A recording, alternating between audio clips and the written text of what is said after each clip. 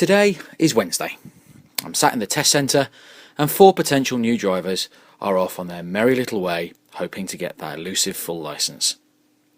As usual, the instructors start a conversation. Now, I get on with my pupils even if they accidentally try and kill me. They don't really mean it. I then hear an instructor call his pupil stupid and would be a danger to everybody on the road. Pause for embarrassed silence.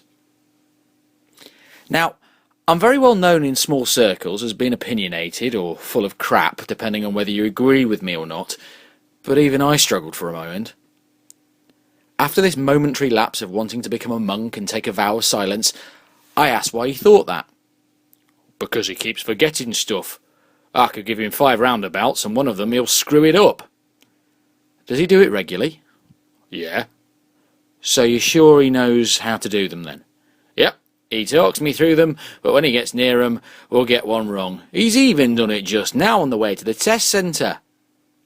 Oh, so he does it when he's under pressure then? Yeah, he needs to pull himself together. Is he dyslexic? What? Is he dyslexic? Dunno, never asked. And that's when the other instructors looked at me and gave me an embarrassed smile. So, if he was, what things could you do to help him and yourself? Dunno. So you've done nothing then? No. Pause for more embarrassed silence. Now, I'm no expert, and the recount of the conversation makes me cringe, let alone good quality driving instructors. But this is why the new generation of instructors aren't instructors, they're teachers. A good teacher will try to help their pupil no matter what. However hard or difficult, or unique or turbulent the teaching process is, a good teacher will endeavour to try everything they can think of, read up on, or participate in to get their pupil to achieve what the pupil wants, or even exceed their own expectation. Perhaps this individual isn't a teacher. Pupils with special education needs aren't strange, thick, or stupid. They're normal. It's just we are different to them. We think differently to them. We read differently to them. We even spell differently to them. Are they wrong? No. Are we wrong for thinking they are stupid, difficult, troublesome? Yes, because we don't tolerate difference. I put this story on Facebook the same night. With the person's permission, they've allowed me to quote their responses to this story. Please listen. You're privileged that you can, and the pictures that are used, they aren't the individual. I've had a meeting this morning with my son's primary school special education needs coordinator and the Senko from the secondary school where he will start in September. My son is the most lovely, caring, sensitive 11-year-old you will ever come across, and I have found this morning's meeting emotionally draining. He wins awards regularly for the most improved, hardest work pupil in the whole school. He gets the dinner ladies and playground assistant awards on almost a weekly basis for the pupil showing the most care and attention to others. He's gone to my mother every day before school for half an hour for extra reading and writing. He's done that for at least 4 years in an attempt to better himself. And with all his hard work and determination, he's got his reading age up to that of a 7-year-old.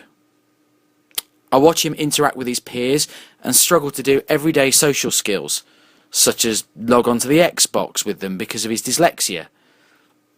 I've concerns that come September he'll be unsupported for funding reasons, and this hard-working child who is just beginning to show outward signs that he wishes he was like everybody else and thinks he's useless will be expected to perform to a standard set by the masses and be at the mercy of the understanding, empathy and attitude of teachers whose influences, good and bad, will vary so greatly. If anyone ever refers to him as stupid and a pain in the arse, I pray I can find your level of control, Mark. But tonight, and just tonight, I'll allow myself to feel sad. I was moved to ask her whether I could use her words for this blog, and this was part of her reply. It's funny how coincidental this life is, isn't it? I had an emotional day yesterday, Of course, I'd always known of his struggles, but to verbalise my concerns about Finbar's dyslexia in a way that I tried to communicate to his future teachers, in that this is far more than just getting your B's and D's mixed up. This is a condition where he can't tell you, at 11 years old, the days of the week. Think of the extra work he'll need to do to read his timetable, let alone get to where he's meant to be in time. He actually can't tell the time. And with the right books and equipment, yeah, his dyslexia affects his organisation skills too. I guess yesterday I realised just how hard he works, and how hard he will have to work compared to others. Your post caused no upset, Mark. It was very relevant. The irony in these comments? Well, they were written by a well-respected driving instructor. My restraint is perhaps something that would not have been afforded to the instructor I spoke to, had he spoken to this parent. I have taught, and I am teaching dyslexic pupils. It's an honour to watch them battle through the issue they have. It's not a disability, just a different way of doing things.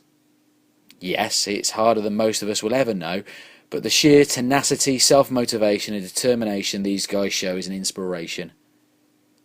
It's an embarrassment to the stupid instructor that thinks all pupils are the same. It's an embarrassment to my industry that there are still people that put their pass rate above that of the needs of the pupil. I and my team personally couldn't care less. So the next time you see an advert saying high pass rate, ask them how many people they've taught with special education needs. And I could tell you a horror story about a top grade instructor that when I asked them for advice, gave me a piece of advice that left me so angry, I almost hit him. But right now is not the time. I offered that instructor my card, so that should his pupil not pass, I might be able to help that instructor prepare him better for the next attempt. 1 hour later, his pupil called me, asking whether I could take him for lessons. It's sad but true. I'll meet him next week, and I'll treat him with the utmost respect and help him however I can for as long as he needs. The same way I and my instructors treat everybody. After all, we're all incredibly different.